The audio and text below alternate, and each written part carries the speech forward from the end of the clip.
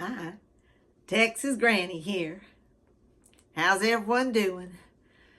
We seem to have found ourselves with a new year, a new administration, and new levels of fear and anxiety. I don't even know if most of us are hopefully optimistic anymore after the first 24 hours of this new administration, but we can't afford to fall into despair. And that's not easy. I know that. Here where I live in Texas, it is cold, real cold, like record-breaking hell hath frozen over cold.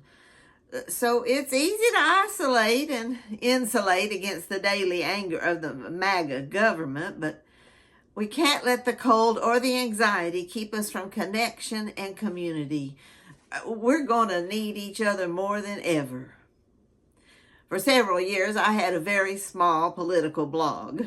Oh, a few good friends would read it, and occasionally some random World Wide Web passersby, but for the most part, it was just good therapy for me to write things out. One day, I was chatting with some millennials about one of my blog subjects, and they told me I needed to do a TikTok.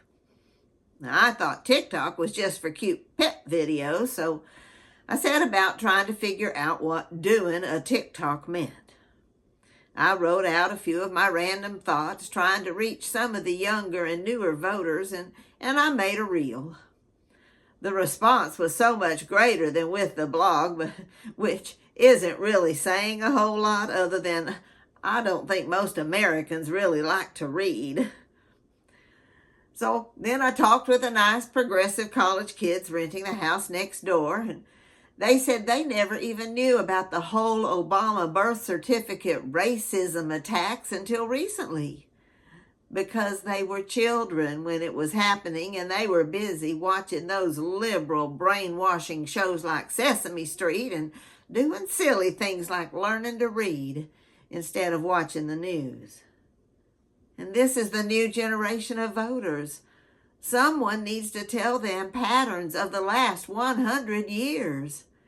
That if history has taught us anything, it's when Republicans are in complete control, the wealth gap in America gets wider and wider. This is partly why MAGA Republicans don't really want real American history, and certainly any history from the last 100 years, taught in public schools. We need to make sure people know that this regurgitated president is pulling the U.S. out of the World Health Organization and getting health care advice from the anti-vaccine fellow with a worm in his brain. We need to tell them there are people doing a Nazi salute at his political rallies, and he has nominated a white Christian nationalist bigot and cruelty expert for Secretary of Homeland Security.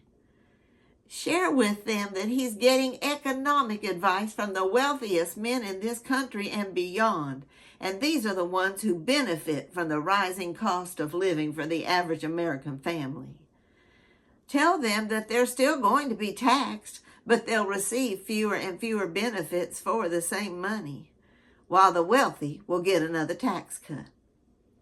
And make sure they know that eggs are still going to ride the economic waves of disease and greed, if you can.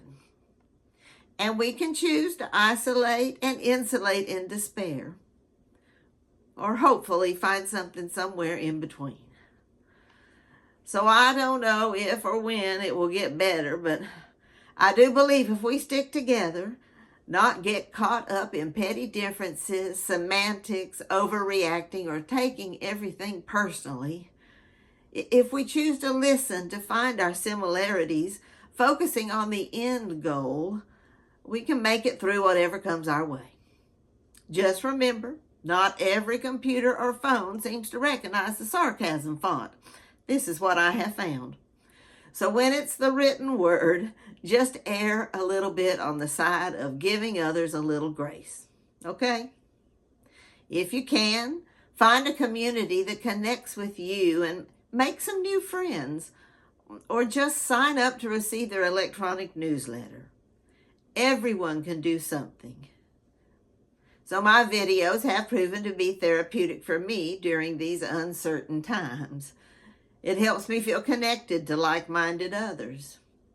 Sometimes that's hard to do here in North Texas, and I do have a fabulous community here, and I hope to keep in touch with you all along the way as we forge ahead into whatever 2025 brings. Try to find what gives you peace and pursue that, and continue fighting for fairness, justice, and equality while holding each other's hands. And remember, whatever happens to the TikTok, you can still find Texas Granny 56 on YouTube, Blue Sky, and Threads. We'll ride this roller coaster together and maybe even have a few laughs along the way. We can hope. So hang on to hope and to each other. Love you, Texas Granny.